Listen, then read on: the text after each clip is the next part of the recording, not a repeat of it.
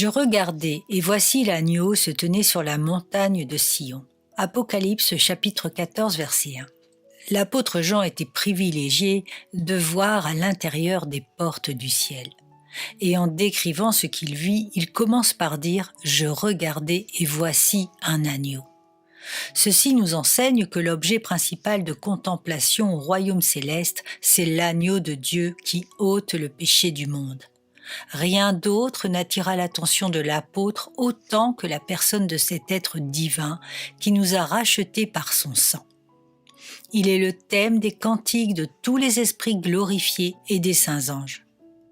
Chrétien, voici de la joie pour toi. Tu as regardé et tu as vu l'agneau.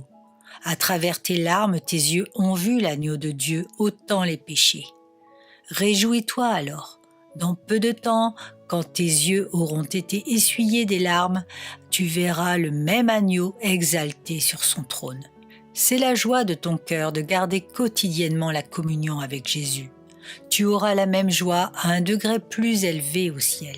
Tu te réjouiras dans la constante vision de sa présence. Tu demeureras avec lui pour toujours. Je regardai et voici un agneau. Pourquoi cet agneau est-il le ciel même ? Car, comme le dit Rutherford, le ciel et Christ sont la même chose. Être avec Christ, c'est être au ciel, et être au ciel, c'est être avec Christ. Ce prisonnier du Seigneur écrit très tendrement dans une de ses lettres brûlantes. « Ô mon Seigneur Jésus-Christ, si je pouvais être au ciel sans toi, ce serait l'enfer.